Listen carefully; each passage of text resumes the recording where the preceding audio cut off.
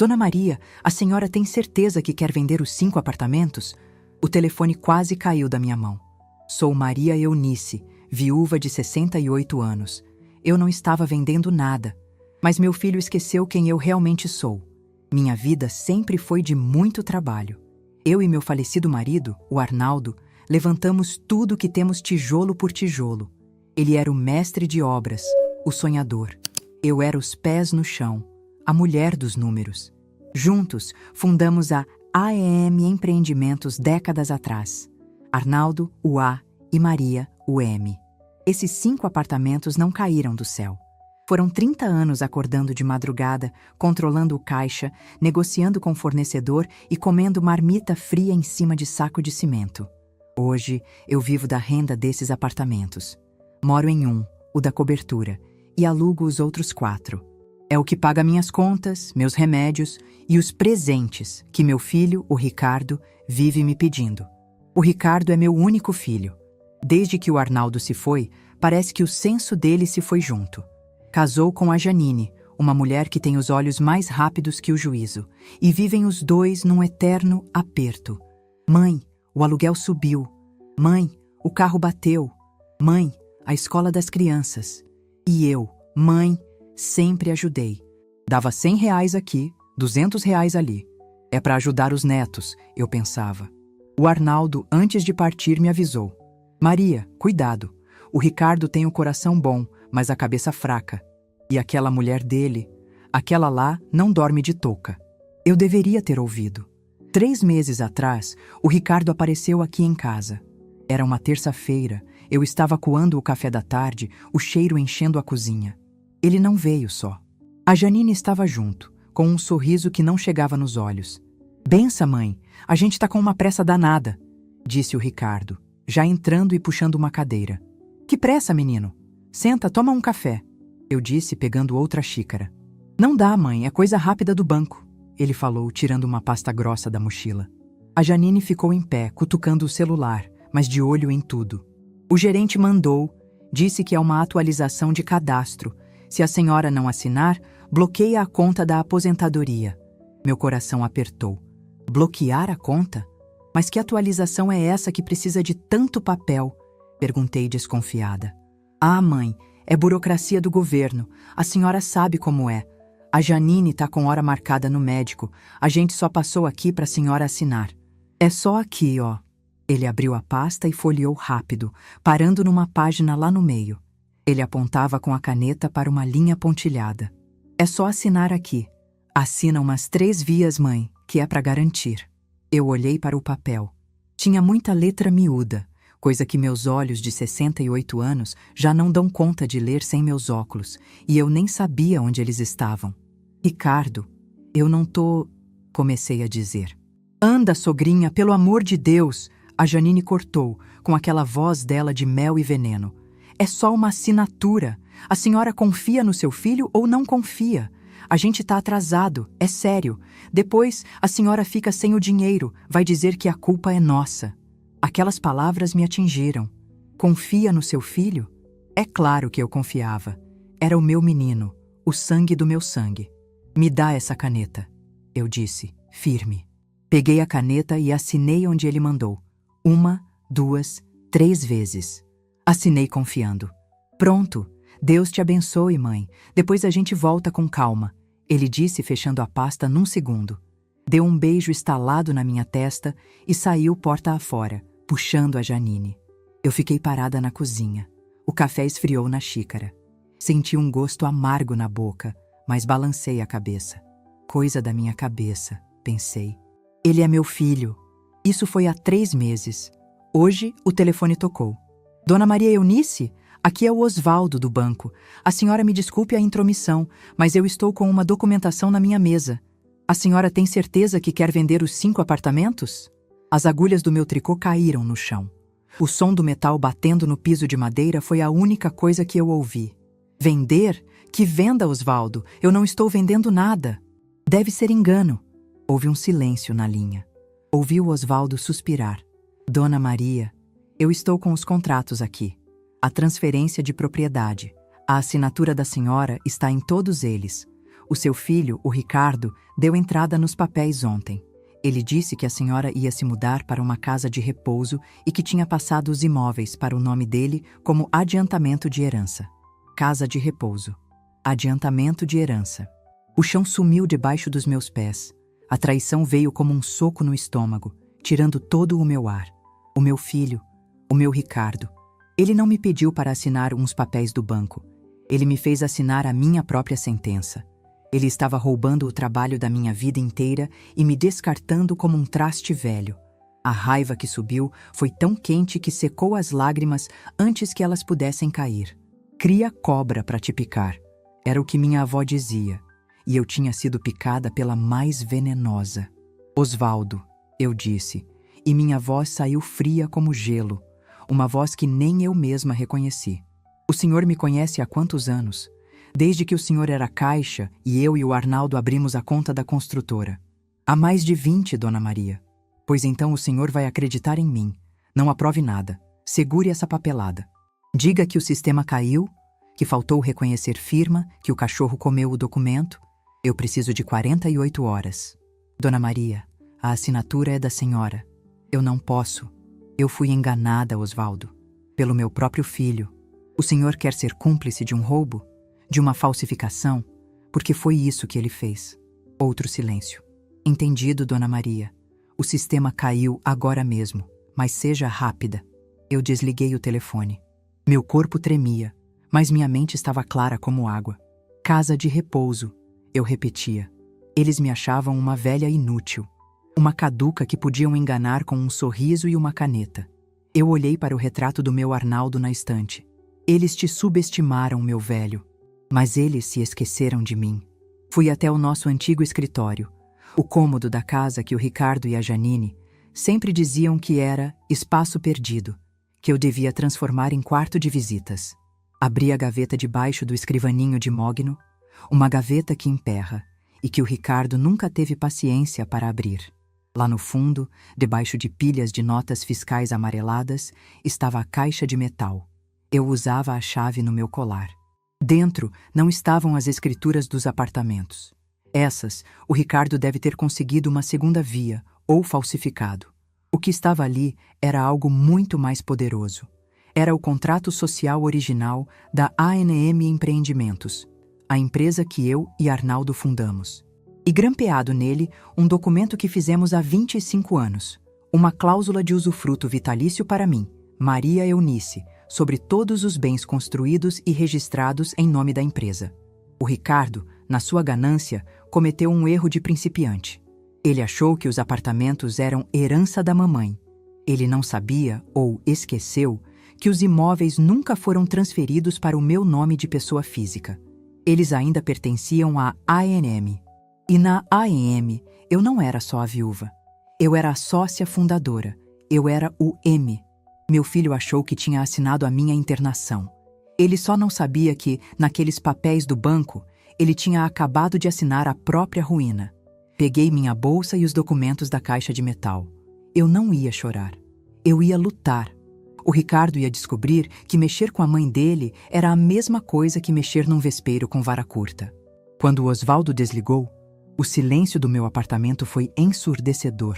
O único som era o das minhas agulhas de tricô, caídas no chão. Por um minuto, o mundo pareceu parar. Senti o peso dos meus 68 anos, não nas costas, mas no coração. O golpe da traição dói mais fundo que qualquer faca. Casa de repouso. A palavra ecoava na minha cabeça. Eles não iam apenas roubar meu patrimônio. Eles iam roubar minha dignidade, meu lar, minha história. Mas o Arnaldo, meu falecido marido, sempre dizia: Maria, você tem o temperamento de um furacão adormecido. Ai de quem te acordar. Pois eles me acordaram. Aquele tremor inicial de choque, a fraqueza nas pernas, começou a passar. Foi substituído por uma clareza que eu não sentia há anos. A clareza da raiva justa. A raiva que constrói, não a que destrói. Eu não era uma vítima. Eu era a sócia fundadora da AEM Empreendimentos. Levantei-me do sofá. Não peguei as agulhas do chão. Fui direto para o escritório, o cômodo que o Ricardo chamava de quartinho da bagunça da mamãe.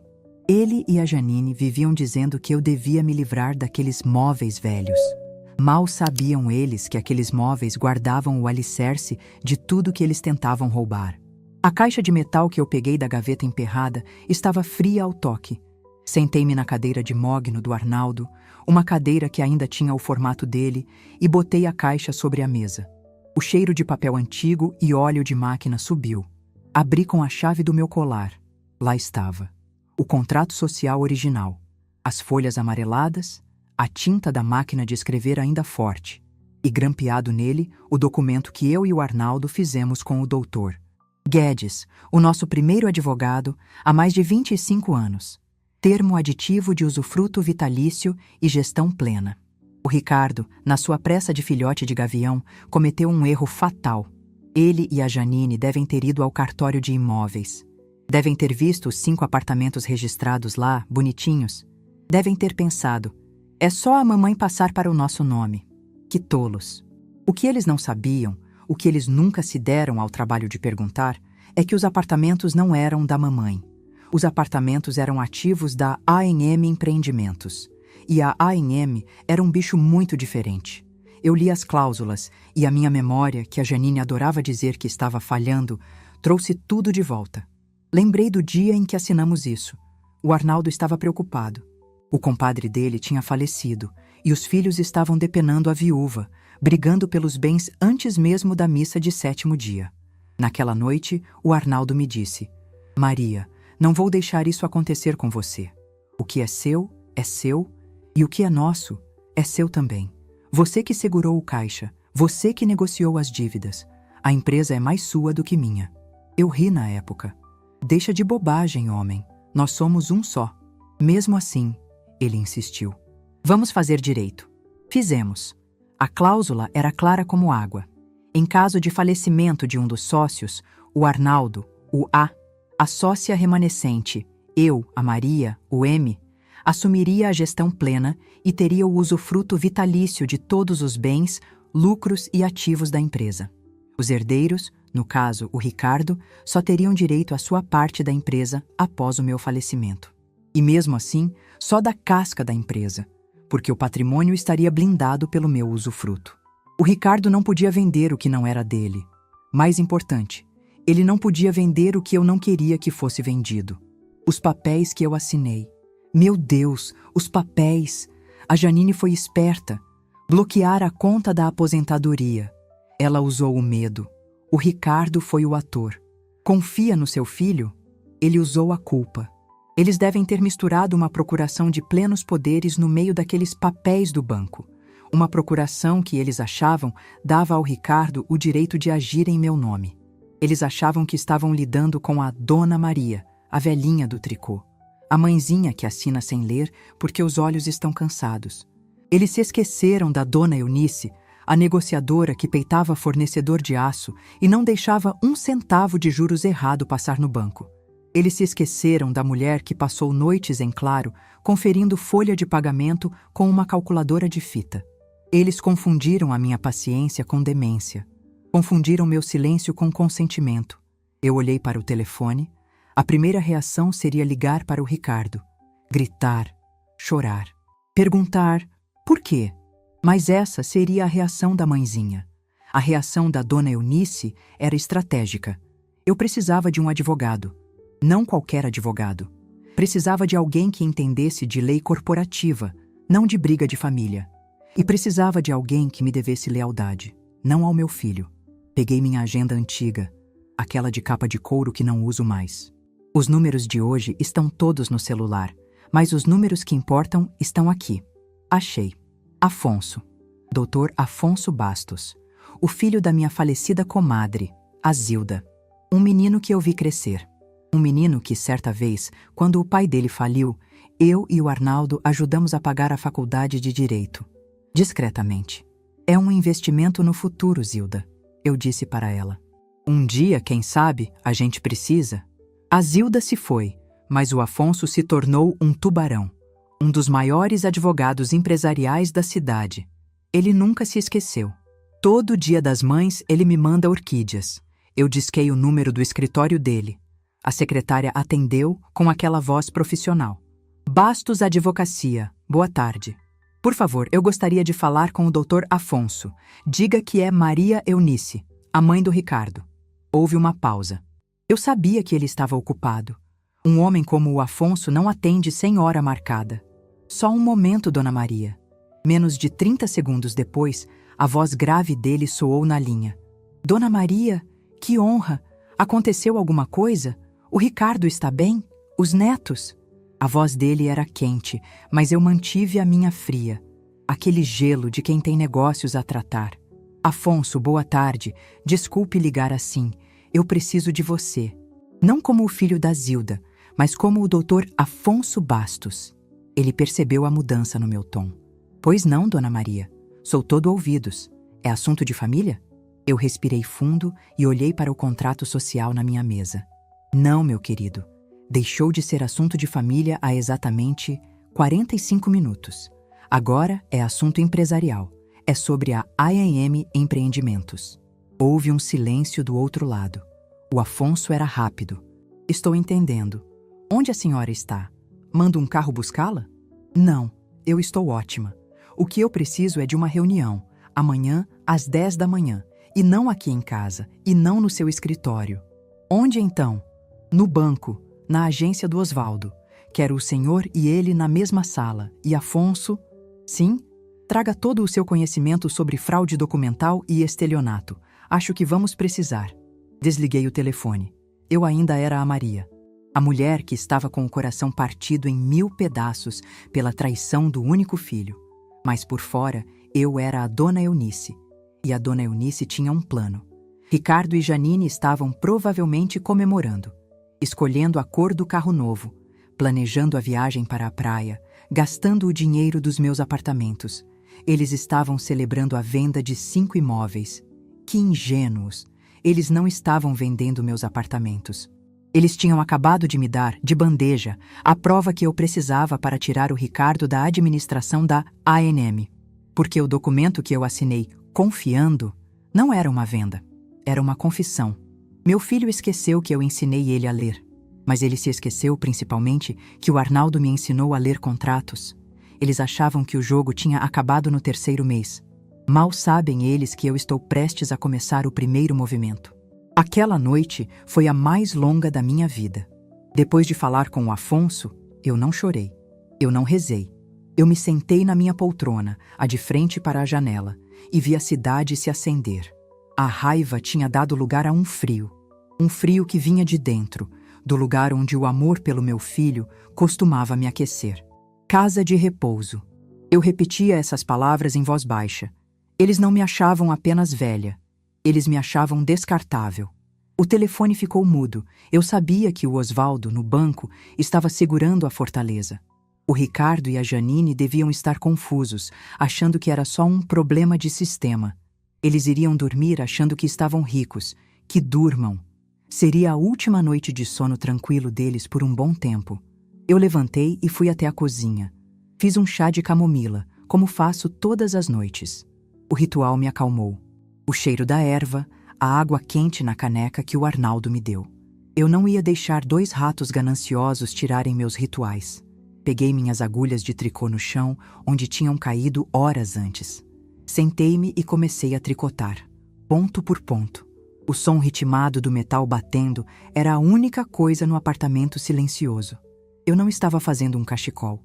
Eu estava tecendo a minha estratégia. Cada laçada era um pensamento. Cada carreira era uma decisão. Eu não ia ligar para o Ricardo. Eu não ia gritar. Eu ia fazer o que eu sempre fiz melhor. Eu ia calcular.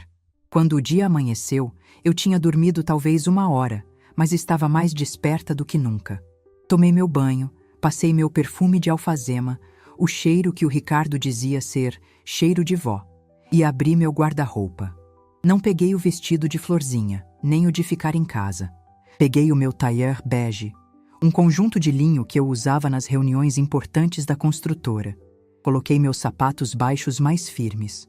Prendi o cabelo num coque apertado. Quando me olhei no espelho, não vi a mãezinha. Eu vi a Dona Maria Eunice, vi o M da I&M. Às 9h40 da manhã, eu desci. Não pedi táxi. Fui andando. O ar fresco da manhã me ajudou a firmar as ideias. Às 9h55, eu entrei na agência do Osvaldo. O banco estava calmo. O cheiro de café coado misturado com aquele cheiro de ar-condicionado e dinheiro.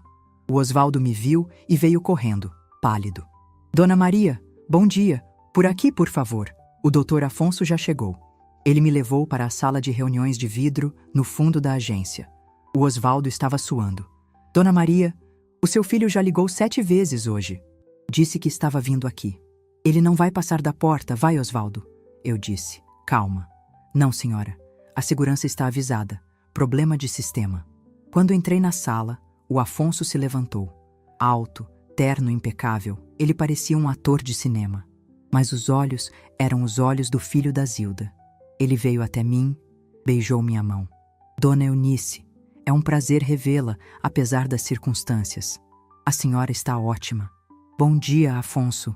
Não estou aqui para elogios. Estou aqui para negócios. Sentamos. Eu, na cabeceira da mesa. Afonso, à minha direita. Osvaldo, à minha esquerda. Coloquei minha bolsa no colo e tirei de dentro o envelope pardo com os documentos da caixa de metal. O contrato social. O termo de usufruto. Vamos aos fatos, eu disse. Meu filho, Ricardo, usando de má fé e enganando a mim, uma senhora de 68 anos, tentou me fazer assinar a venda dos meus bens. O Osvaldo engoliu em seco. Dona Maria, ele trouxe uma procuração. Eu trouxe uma cópia. Ele deslizou o papel pela mesa. O Afonso colocou os óculos de leitura e analisou. Ele leu o papel que o Ricardo trouxe. Depois, leu os papéis que eu trouxe. Por um longo minuto, o único som foi o do papel sendo virado. Finalmente, o Afonso tirou os óculos. Ele olhou para mim e um leve sorriso surgiu no canto da boca dele. Dona Eunice, com todo respeito ao seu filho, mas isso é de um amadorismo que chega a ser grosseiro. Traduza, Afonso, eu pedi. Simples. Ele usou uma procuração de plenos poderes, provavelmente daquelas que se compra na papelaria, e achou que isso dava a ele o direito de vender os imóveis. O que ele não sabia, ou esqueceu, como a senhora disse, é que os imóveis não estão no seu CPF, estão no CNPJ da AAM Empreendimentos. Ele bateu o dedo no meu contrato social. Para vender um ativo da empresa, ele precisaria de 2 coisas. Primeiro, uma ata de reunião de sócios, assinada pela senhora, autorizando especificamente a venda. Segundo, ele precisaria ter poderes de administrador da empresa. E, segundo este contrato, a administradora plena e única, com o falecimento do seu Arnaldo, é a senhora. E o usufruto vitalício? Perguntei. É a cereja do bolo, disse Afonso. Mesmo que a senhora quisesse vender, o dinheiro da venda seria seu, não dele. Ele só teria direito à casca da empresa, sem nada dentro, depois que a senhora se fosse. O que ele fez, dona Eunice, tem nome. Estelionato. Falsidade ideológica. Coação de idoso. Meu coração doeu ao ouvir as palavras. Mas eu mantive o rosto firme. Eu não quero meu filho na cadeia, Afonso. Eu o amo, mas eu não reconheço o homem que ele se tornou. Eu quero ele longe do que é meu, longe do que o Arnaldo construiu. Entendido, disse Afonso. Ele já estava pegando o celular. Vamos agir no campo empresarial, então. É mais rápido e mais limpo. Osvaldo, preciso que você formalize a negativa da transação. O motivo, vício documental insanável por parte do solicitante. O solicitante é o Ricardo. O sistema de vocês pode voltar a funcionar agora. Mas, doutor, começou Osvaldo.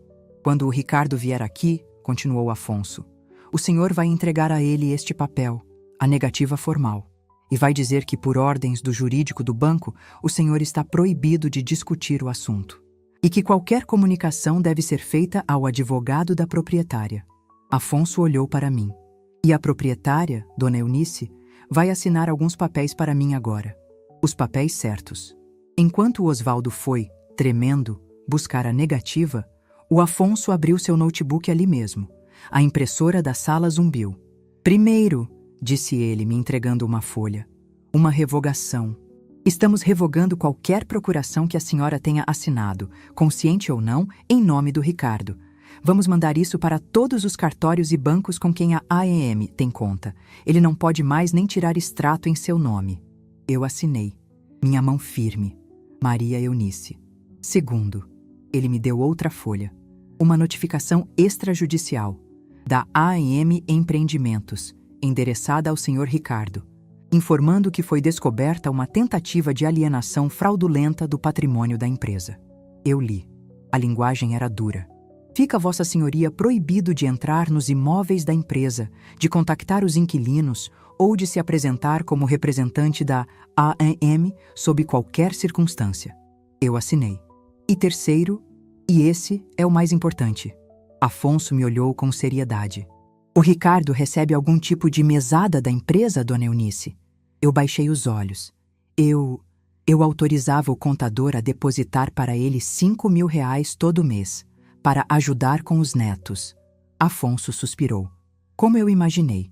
Esta terceira folha é uma ordem direta ao contador da empresa, suspendendo imediatamente todo e qualquer repasse, pagamento ou adiantamento para o Ricardo. O motivo: revisão administrativa de custos. Eu parei. R$ 5.000. Era o dinheiro da escola dos meus netos, da comida deles. Afonso, as crianças. Dona Eunice, ele disse gentil, mas firme. As crianças têm pais. Um homem de 40 anos que tenta jogar a própria mãe num asilo para roubar o patrimônio dela não merece ajuda de custo. Ele merece a lei. Estamos sendo brandos. Assine. Eu fechei os olhos. Pensei na Janine, com aquele sorriso falso. Pensei no Ricardo, me fazendo assinar o papel. Eu assinei. Ótimo, disse Afonso, guardando tudo. Agora, o movimento mais importante. A senhora vai para casa e não vai atender o telefone. Sob nenhuma hipótese, deixe ele sentir o muro que ele acabou de bater. Ele vai vir atrás de mim, eu disse. Vai. E ele vai encontrar a mim. Meu nome e meu telefone estão na notificação. O porteiro do seu prédio também será instruído a não deixá-lo subir sem a sua autorização expressa. A execução, dona Eunice, tem que ser silenciosa, mas tem que ser completa. Eu saí do banco e o sol do meio-dia quase me cegou. Eu me sentia leve. A justiça, mesmo amarga, ainda tem um gosto de vitória. Cheguei em casa, tranquei a porta, fiz um almoço leve. O telefone começou a tocar às 2 da tarde. Eu olhei para o visor. Ricardo. Meu coração deu um salto. A mão coçou para atender. A voz da mãezinha na minha cabeça gritava: é seu filho, atenda. Mas a voz da dona Eunice disse: espere. Deixei tocar. Tocou 10, 15, 20 vezes. Parou. Eu sabia o que estava acontecendo. Ele tinha ido ao banco. O Osvaldo tinha entregue a ele a negativa. Ele estava confuso. A primeira reação de um mimado quando ouve um não é confusão. 5 minutos depois, o telefone tocou de novo. Ricardo. Deixei tocar. 10 minutos depois, uma mensagem. Eu li pela tela de bloqueio. Mãe, que brincadeira é essa no banco? O Osvaldo disse que não pode falar comigo. Me liga, o sistema voltou, mas deu tudo errado. Eu sorri. Deu tudo errado, de fato. Esperei. A tensão no apartamento era palpável. Eu estava em silêncio, mas o mundo do meu filho estava desmoronando. Às 3:30 da tarde, ouvi o barulho. O interfone tocou com violência. Era o porteiro, o seu Doval. Dona Maria, o seu Ricardo tá aqui embaixo. Ele tá muito nervoso, dizendo que tem que subir, que é uma emergência. Respirei fundo. Seu Doval, o senhor Ricardo não está autorizado a subir. O doutor Afonso Bastos, meu advogado, já não entrou em contato com o síndico? Sim, senhora, já sim. Mas ele está gritando aqui, dona Maria, dizendo que a senhora está passando mal, que está sendo feita de refém. Eu estou ótima, Doval. Chame a segurança se ele insistir, mas ele não sobe. Sim, senhora. Desliguei. Refém. A ironia. Eu sabia o que tinha acontecido. O mensageiro do Afonso tinha chegado na casa dele. Ele tinha lido as notificações. A confusão tinha virado pânico. A fonte secou. O telefone tocou de novo. Desta vez, eu atendi. Mãe, que porra é essa? Ele gritou. O Ricardo de Bom Moço tinha sumido. Ricardo, boa tarde. Vejo que recebeu meus documentos. Peço que não grite comigo e não use esse linguajar. Minha voz estava tão calma que assustou a mim mesma. Documentos? Que advogado é esse? AM? Que palhaçada é essa, mãe? A senhora pirou? A senhora tá caduca? A senhora me deu os apartamentos. Eu tenho sua assinatura. Você tem a minha assinatura num papel fraudulento, Ricardo, eu disse, fria como o mármore. Você achou que eu não ia descobrir? Casa de repouso? Houve um silêncio mortal do outro lado. Eu ouvi a voz da Janine ao fundo, um sussurro venenoso. Ele descobriu. A velha descobriu. Mãe, ele tentou mudar o tom. Não é isso. A Janine achou uma casa linda para a senhora. Com piscina, enfermagem. A senhora tá sozinha aí. Eu estou sozinha porque meu único filho tentou me roubar. Cortei. Você não contava com os papéis do seu pai, não é? Você não contava com o contrato social. Você não contava que o M de AAM significava alguma coisa. Mas, e o meu dinheiro? Mãe, eu tenho contas. O contador disse que o pagamento foi suspenso. As escolas dos meninos vencem amanhã. A senhora não pode fazer isso com seus netos. A chantagem. A última arma dele. As crianças têm um pai, Ricardo. Um pai que, em vez de trabalhar, decidiu enganar a própria mãe. Você é um homem de 40 anos. Vá arrumar um emprego. A AEM Empreendimentos não tem mais como sustentar um parasita. Parasita? Ele engasgou. Eu sou seu filho. E eu sou sua mãe. E como sua mãe, eu te aviso. Dê meia volta. Saia da minha portaria. O próximo documento que você receber do doutor Afonso não será uma notificação. Será uma queixa-crime por estelionato. A senhora não tem coragem, ele gritou. Mas a voz dele falhou. Eu ouvi a Janine arrancar o telefone da mão dele. Escuta aqui, sua velha. Eu não escuto. Eu desligo, eu disse. E apertei o botão. O silêncio voltou. Mas desta vez era um silêncio vitorioso. Eu tinha cortado a cabeça da serpente. Eu tinha mostrado parcialmente o meu poder. Eles achavam que estavam lutando contra a mãezinha. Eles tinham acabado de descobrir que a oponente era a Dona Eunice. O telefone vibrou de novo. E de novo. Mensagens e ligações perdidas. Eu silenciei o aparelho. Fui até a varanda e olhei para a rua. Lá embaixo, um carro pequeno, o carro que eu dei para eles, cantou pneu e saiu em disparada. A execução silenciosa estava feita. Agora era esperar a reação dos feridos. E animais feridos são sempre os mais perigosos. O silêncio que se seguiu àquela ligação foi o silêncio de uma casa que não é mais um lar. É apenas um imóvel. Eu tinha desligado o telefone na cara da minha nora. Eu tinha dito ao meu único filho que ele era um parasita. O gosto da vitória era amargo, misturado com o sal de lágrimas que eu me recusei a derramar. O telefone, agora silenciado, vibrava sem parar em cima da mesa de centro. Mensagens de ódio, de súplica, de confusão. Eu não li nenhuma. Eu sabia o que estava acontecendo do outro lado da cidade. Na casa que eu paguei a entrada, a Janine devia estar quebrando as unhas de raiva. O Ricardo, o meu menino, devia estar sentado no sofá, com a cabeça entre as mãos, chorando. Não de arrependimento, mas de pânico. A mãezinha tinha fechado a carteira. Eu fui para a cozinha e preparei o meu jantar. Arroz requentado, um ovo frito, a comida mais simples do mundo. Enquanto o óleo chiava na frigideira, eu pensava, eles não iam desistir. Animais famintos não desistem. Eles ficam mais perigosos.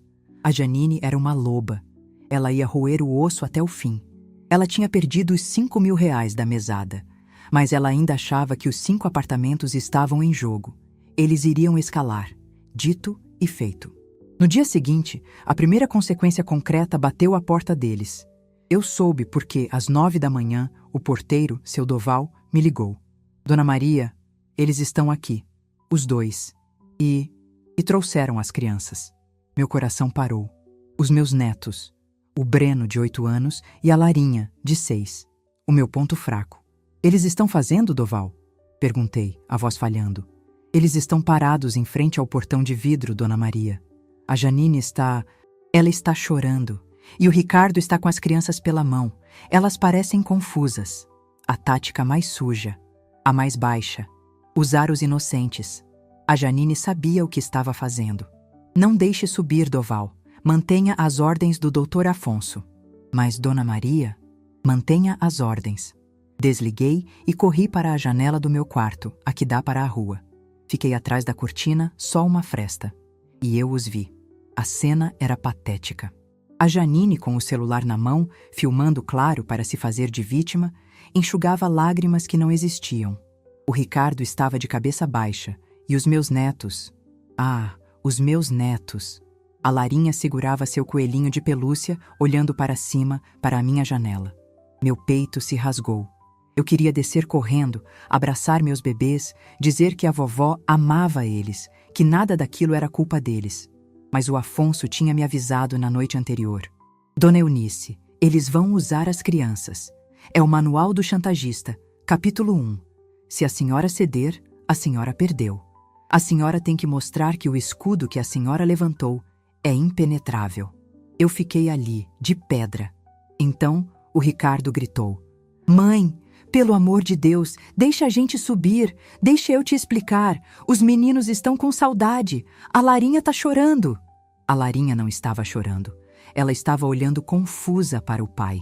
A Janine tomou a frente. Sogra, a senhora tá sendo cruel. O que a gente te fez? Aquele advogado tá te envenenando. A senhora tá deixando seus netos na rua. Não estamos na rua, eu sussurrei para o vidro. Vocês estão na calçada de um prédio de luxo, tentando aplicar um golpe. Eu peguei meu telefone e disquei o número do Afonso. Eles estão aqui, com as crianças. Eu sei, disse o Afonso calmo. O segurança que eu contratei para vigiar o prédio acabou de me ligar. Fique tranquila, Dona Eunice. Não vá até a janela. Não atenda o interfone. Deixe comigo. 10 minutos depois, um carro preto, discreto, parou atrás do carro do Ricardo. 2 homens de terno, não policiais, mas muito mais intimidadores, desceram. Eram da empresa de segurança do Afonso. Eles se aproximaram do Ricardo e da Janine. Não dava para ouvir o que diziam, mas a conversa foi curta. Um dos seguranças apontou para a placa do condomínio. Proibido fazer barulho, área residencial. Depois apontou para a câmera no poste. A Janine parou de filmar. O teatro acabou na hora.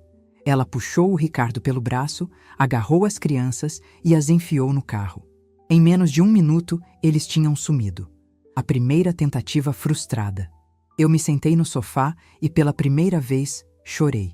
Chorei de dor, de raiva, de pena dos meus netos. Foi a coisa mais difícil que eu já fiz. Mais difícil que enterrar meu marido. O silêncio durou 1 semana. Foi uma semana de guerra fria. Eu soube, por uma ligação do Osvaldo, o gerente do banco, que o Ricardo tentou abrir uma linha de crédito usando os documentos dos apartamentos. O banco, claro, negou e reportou ao Afonso. Eu soube, pela síndica do meu prédio, que a Janine ligou para ela, dizendo que eu estava senil e em cárcere privado pelo meu advogado, e que eles precisavam resgatar a mim. A síndica, que me conhece há 20 anos e joga buraco comigo às quintas, riu e disse que o único cárcere era o da falta de vergonha dela. Eles estavam atirando para todos os lados, e todos os tiros batiam no escudo que o Afonso e o meu contrato social tinham erguido. Até que, na segunda-feira seguinte, eles receberam a cartada final. O Afonso me ligou. Dona Eunice, bom dia. Está pronta? Chegou a hora da reunião de acionistas. Que acionistas, Afonso? Sou só eu disse. Pela lei, o Ricardo, como seu herdeiro direto, é um acionista em espera. Ele não tem poder de voto, não tem poder de gestão, mas ele tem o direito de ser informado. E é exatamente isso que vamos fazer. Vamos informá-lo. Mandei a convocação oficial para a casa dele hoje. A reunião é amanhã, às 10, no meu escritório. Eu sabia o que isso significava. Não era mais a execução silenciosa. Era a revelação do poder. No dia seguinte, eu me vesti para a guerra. Se no banco eu fui de tailleur bege, para o escritório do Afonso, eu escolhi o meu vestido azul marinho. Um vestido que o Arnaldo dizia que me fazia parecer uma primeira-dama. Coloquei meus brincos de pérola, os sapatos de salto baixo e o perfume que eu guardava para ocasiões especiais. Quando cheguei ao escritório do Afonso, um lugar enorme, no último andar de um prédio de vidro no centro da cidade, com uma vista que engolia o Rio de Janeiro, Eu não era a Dona Maria. Eu era a presidente da ANM Empreendimentos. Eles me levaram para a sala de reuniões principal. Uma mesa de madeira escura que parecia ter 20 metros. Afonso estava na ponta, com seu notebook. Sentei-me à sua direita. Às 10 em ponto, a secretária anunciou: Doutor Afonso, o Sr. Ricardo e a Sra. Janine estão aqui. Deixe-os entrar, disse Afonso. A porta se abriu. A diferença era chocante. Eles não pareciam o casal vitorioso que tinha me enganado há semanas. O Ricardo estava magro, com olheiras, usando uma camisa amassada. A Janine estava com o cabelo preso de qualquer jeito, o rosto pálido de raiva. Eles pareciam derrotados. A falta dos 5.000 e a vergonha pública tinham cobrado seu preço. Que palhaçada é essa, Afonso? Disse Janine, entrando na sala. Onde está a minha sogra? Vocês esconderam ela? Bom dia, Sra. Janine, eu disse da minha cadeira. Eles pararam. Eles não tinham me visto.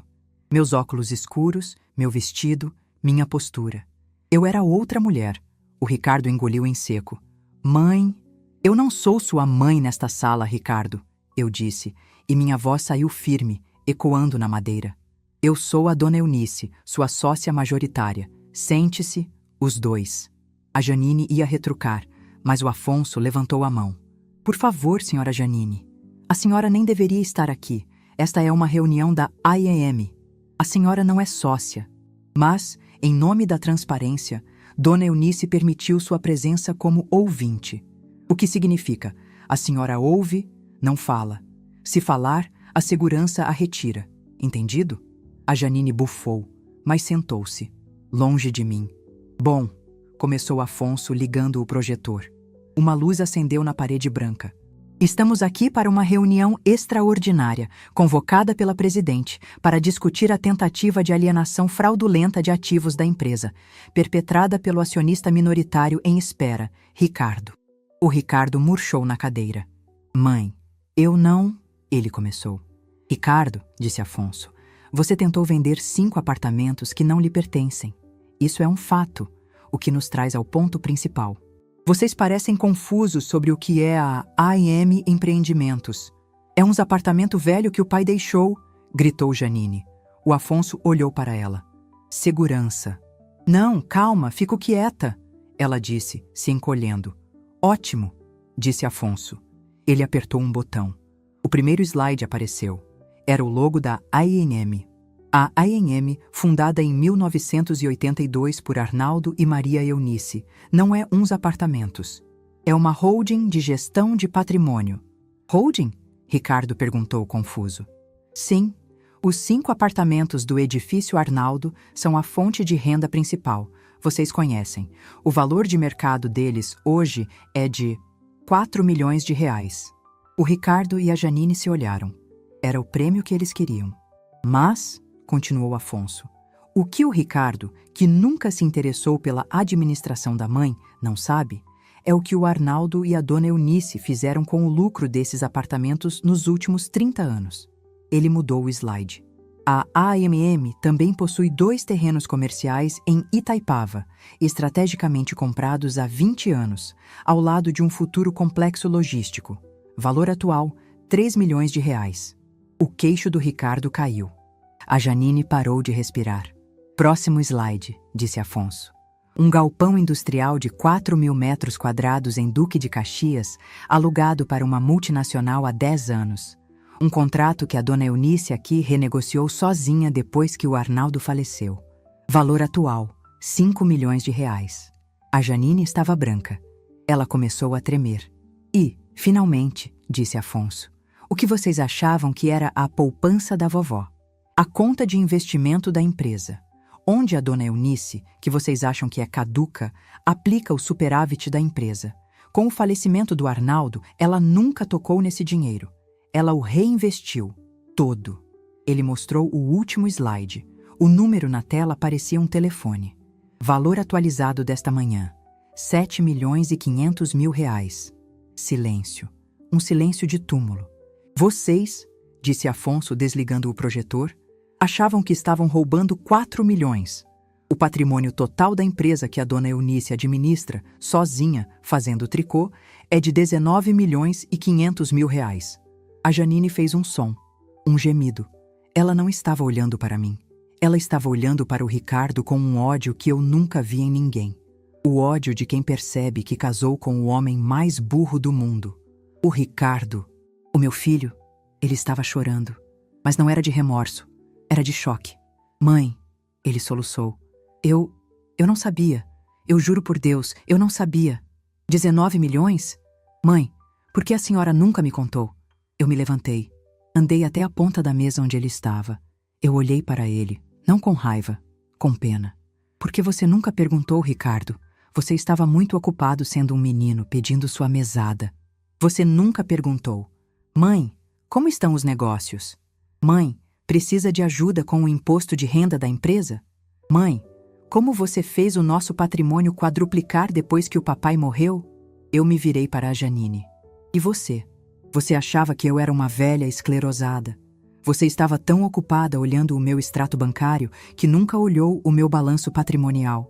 A gente pode consertar, disse Ricardo, levantando e tentando pegar minha mão. Mãe, me perdoa. Foi a Janine, foi ela. Ela me encheu a cabeça. Casa de repouso, vender tudo. Foi ideia dela. Eu te amo, mãe. Eu sou seu filho. Ele estava se arrastando, tentando jogar a mulher dele aos leões para salvar a própria pele. A Janine levantou. Seu covarde, seu fraco. Você que veio com a história dos papéis do banco. Você que disse que ela assinava qualquer coisa. Eles estavam se destruindo na minha frente. Eu olhei para o Afonso. A pauta, por favor. Afonso pigarreou. Certo, a nova dinâmica de poder. Dona Eunice, como gestora plena, reassumiu a presidência. E ela tem algumas decisões. Eu olhei para o meu filho. Primeiro, o seu adiantamento de herança de 5 mil reais mensais que você recebeu nos últimos 8 anos, totalizando 480 mil reais, acabou. Para sempre. Mãe, não! As crianças! Ele choramingou. Segundo, o apartamento onde vocês moram. Eu paguei a entrada. O financiamento está no seu nome, Ricardo. A AIM não vai mais cobrir as parcelas que você esquecia de pagar. A partir de amanhã, você está por conta própria com o banco. A Janine cambaleou e se segurou na cadeira. Terceiro, eu disse, e mais importante, eu te amo, Ricardo. Você é meu filho, mas o homem que tentou me roubar, esse eu não conheço. Você está fora da minha vida. Você não vai mais me ligar. Você não vai mais à minha casa. Você não vai mais falar com os meus inquilinos. Você está fora da empresa. E da família. A senhora não pode fazer isso, ele gritou. Posso, eu disse. Eu sou o M da AM, lembra? E a dona Eunice, a velha caduca, acabou de comprar uma passagem para a Itália. Com o dinheiro que ela ganhou, eu vou passar 3 meses comendo massa e tomando vinho. O Afonso fica no comando. E ele tem uma ordem de restrição contra vocês dois. O choque, a realização, o triunfo. A reunião, eu disse, ajeitando minha bolsa no ombro, está encerrada. Ricardo, arrume um emprego. Janine, boa sorte. Eu saí da sala de cabeça erguida. O som que eu ouvi atrás de mim não foi de choro. Foi o som de uma cadeira caindo e o grito da Janine. Eu vou te matar, Ricardo. Você destruiu a nossa vida. Eu não olhei para trás. Quando a porta daquela sala de reuniões se fechou, eu ouvi o som. Não foi o grito da Janine ou a cadeira caindo. Foi o clique da fechadura. O som de algo terminando para sempre. Eu caminhei pelo corredor de mármore do escritório do Afonso, e a cada passo eu sentia 1 quilo saindo das minhas costas. Eu não estava fugindo. Eu estava sendo liberada. O Afonso me alcançou no elevador. Ele não disse nada, apenas me ofereceu o braço. E agora, dona Eunice? Ele perguntou enquanto descíamos aqueles 30 andares de vidro. Agora, Afonso, eu disse, ajeitando meus óculos de pérola. Eu quero que você me leve na agência de viagens. Itália? Ele sorriu. Primeira classe, eu respondi. O Arnaldo sempre dizia que eu merecia ver o Coliseu. Eu só não sabia que, para isso, eu teria que lutar com os leões dentro da minha própria casa. Naquela tarde, eu não fui para casa. Fui ao banco, Assinei os papéis da viagem. Fui ao shopping, comprei malas novas. A mãezinha de vestido florido não ia para a Itália. A dona Eunice, presidente da AEM, ia. A viagem foi mais do que uma viagem. Foi uma redescoberta. Por 30 dias, eu não fui a mãe do Ricardo, nem a viúva do Arnaldo. Eu fui a Maria. Eu comi gelato em frente ao Panteão, em Roma. Eu chorei na frente da Pietà do Michelangelo, não de tristeza, mas de beleza. Em Florença, eu toquei nas pedras de uma ponte que foi construída antes do meu país ser descoberto. E na Toscana, sentada numa varanda com vista para os campos de girassóis, tomando um vinho que descia macio, eu finalmente entendi. Eu tinha passado os últimos anos vivendo uma vida pequena. Uma vida de tricô, chá e preocupações com um filho de 40 anos. Eu tinha me tornado uma coadjuvante na minha própria história. A traição do Ricardo, tão dolorosa, foi o remédio amargo que me acordou. Ele não tentou me roubar 19 milhões de reais. Ele tentou roubar o meu futuro. Enquanto eu estava na Itália, o Afonso me mantinha informada. Não sobre a empresa. Ela estava funcionando como um relógio, os aluguéis sendo depositados, mas sobre o outro assunto. A Janine e o Ricardo não duraram uma semana depois da reunião. A primeira coisa que ela fez foi entrar na justiça. Ela pediu o divórcio, a guarda total das crianças e uma pensão astronômica. Ela alegou que o Ricardo era um herdeiro milionário que estava escondendo o patrimônio. Afonso me contou que na primeira audiência o advogado dela estava arrogante. Até que o advogado do Ricardo, um defensor público, porque ele não podia pagar um particular, apenas apresentou a notificação de suspensão de pagamentos da AEM e o extrato bancário zerado do meu filho. A juíza olhou os papéis, olhou para a Janine e negou a pensão gorda. A senhora está pedindo dinheiro de um homem que está, tecnicamente, desempregado, ela disse. A lição da Janine foi rápida. O navio que ela achava que estava abordando não era um cruzeiro de luxo, era um bote furado. Ela sumiu da vida dele, levando as crianças. A lição do Ricardo, essa foi mais profunda. Sem a mesada da mãe, sem a mulher e sem a conta bancária, o homem de 40 anos teve que enfrentar o mundo pela primeira vez. O banco, claro, tomou o apartamento financiado. O carro que estava no nome da ANM, o Afonso mandou buscar. O Afonso me disse que ele estava morando de favor num quartinho nos fundos da casa de um colega e que ele estava trabalhando. Pela primeira vez na vida, trabalhando de verdade.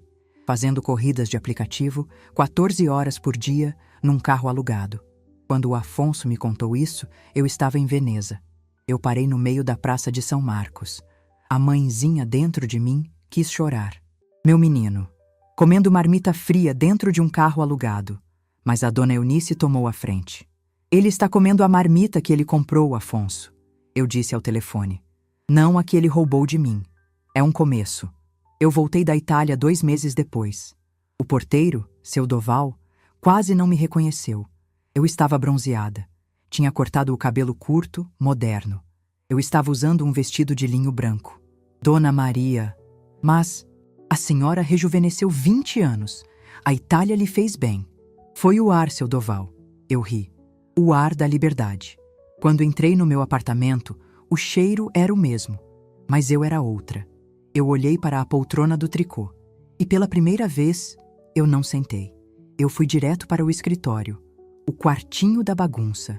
Na semana seguinte, eu convoquei uma nova reunião, mas não com o Afonso. Convoquei os melhores arquitetos da cidade. Eu quero que vocês derrubem este escritório, eu disse batendo na parede. E eu quero que derrubem a sala de jantar e o quarto de hóspedes também. Vamos transformar metade deste apartamento cobertura na nova sede da Fundação AEM. Fundação, dona Eunice? Perguntou o arquiteto mais novo. Sim, AEM, Arnaldo e Maria. Vamos criar o Instituto Pró-Dignidade Sênior. Um lugar que vai oferecer 2 coisas que tentaram me tirar: informação e respeito.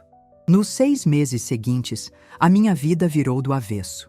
Eu estava na obra às 7 da manhã, de bota e capacete, assim como eu fazia com o Arnaldo 30 anos atrás. Eu usei o dinheiro que o Ricardo achava que era dele. Contratei uma equipe de advogados, psicólogos e assistentes sociais. O objetivo da fundação era simples: atender, de graça, idosos que estivessem sofrendo abuso patrimonial ou psicológico da própria família. Quando a fundação foi inaugurada, eu dei uma entrevista. Foi a primeira vez que eu falei em público. A repórter, uma moça jovem, me perguntou por que eu estava fazendo aquilo. Eu olhei para a câmera. Eu sabia que, em algum lugar, o Ricardo e a Janine poderiam estar assistindo. Minha querida, eu disse. Eu aprendi da forma mais dura que a velhice no Brasil é vista como uma sala de espera. As pessoas ficam esperando você morrer para pegar o que é seu. Elas esquecem que você está vivo. Elas te dão um tricô e um chá e tentam te colocar num canto. A senhora passou por isso? Ela perguntou. Eu passei por um despertar, eu respondi. Eu descobri que a melhor coisa que você pode fazer com o patrimônio que você construiu não é deixar de herança. É usar em vida. É transformar o seu trabalho em um legado. E então eu disse a frase que, no dia seguinte, estava em todos os lugares. Subestimar uma pessoa idosa não é só falta de respeito. É um péssimo negócio. Porque nós, que construímos tudo, somos os únicos que sabemos onde estão todos os alicerces. E nós sabemos como derrubar a casa, se for preciso. A fundação virou a minha vida. O empoderamento coletivo aconteceu. Mulheres como eu começaram a chegar. A dona Zilda, que o filho vendeu a casa dela. O seu Jorge, que a neta limpou a poupança. E juntos, nós começamos a lutar. Eu não era mais uma vítima. Eu era uma estrategista. Eu era a líder de um exército de vovós e vovôs que não iam mais ficar em silêncio. E o Ricardo? E os meus netos? O amor pelos meus netos era a única coisa que ainda doía. Eu não podia puni-los pelos erros dos pais. Enquanto a fundação estava sendo construída, eu tomei minha última decisão como presidente da A&M. Eu criei um trust, um fundo educacional, em nome do Breno e da Larinha. O dinheiro da herança deles estava lá, blindado. Nem eu, nem o Ricardo, nem a Janine poderíamos tocar. O fundo pagaria a escola deles. O plano de saúde, a faculdade, o intercâmbio, tudo. Direto para as instituições. O Afonso seria o gestor. Meus netos teriam tudo o que o dinheiro pode comprar. Mas o pai deles teria que aprender a se sustentar. 1 ano depois daquela reunião no escritório do Afonso, eu estava na minha nova sala. O sol entrava pela janela de vidro que tomou o lugar da parede antiga. Eu estava analisando os balanços da fundação. Minha secretária, sim, eu tinha uma secretária, bateu na porta.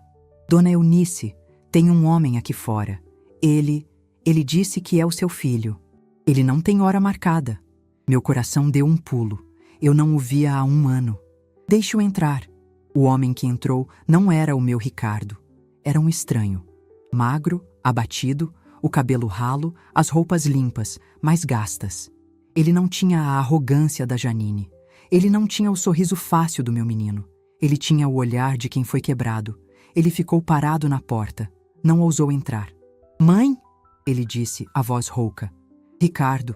Eu não levantei. Ele apertava um boné de motorista de aplicativo nas mãos. Eu não vim pedir dinheiro. Eu sei, eu disse. Eu não vim pedir perdão. O que eu fiz, não tem perdão. Eu fiquei em silêncio. Ele engasgou. Eu só queria dizer que eu tô trabalhando, eu aluguei um quarto, eu tô pagando minhas contas e a Janine não me deixa ver os meninos. Ela disse que eu não tenho onde cair morto, que eu sou um lixo. Ele olhou para mim e pela primeira vez em anos eu vi o meu filho. Não o parasita, o menino perdido. Eu só queria saber, ele chorou. Se eu posso ver meus filhos, eu sinto falta deles, mãe. Eu sinto tanta falta. Aquela foi a lição dele, a perda. Não dos 19 milhões, a perda da família. Eu levantei. Fui até a minha mesa. O Arnaldo no porta-retrato parecia sorrir para mim. Eu peguei um cartão. Eu não posso te dar sua família de volta, Ricardo. Isso você quebrou. E você vai ter que consertar sozinho. Entreguei o cartão a ele. O que é isso? Ele perguntou. É o cartão de um advogado de família. Da fundação. Ele vai entrar com um pedido de visitação regulamentada para você ver os seus filhos. A fundação vai cobrir a primeira consulta. O resto é com você. Você vai ter que provar ao juiz que é um pai, não um menino. Ele olhou para o cartão e depois para mim. Ele entendeu. Eu não estava dando o peixe. Eu estava dando a vara, e uma vara bem curta. Obrigado, mãe. Vá, Ricardo, eu disse suave. Vá ser o homem que seu pai sempre quis que você fosse. Eu estou ocupada. Ele assentiu. Deu meia volta e saiu. Eu voltei para a minha mesa. Eu não chorei. Eu tinha quebrado o ciclo da mãezinha que estraga o filho. Eu olhei para a minha agenda. A próxima reunião era com um grupo de investidores para expandir a Fundação AEM para outros estados. Eu peguei minha caneta. Eu era Maria Eunice. Eu tinha 69 anos e a minha vida estava apenas começando.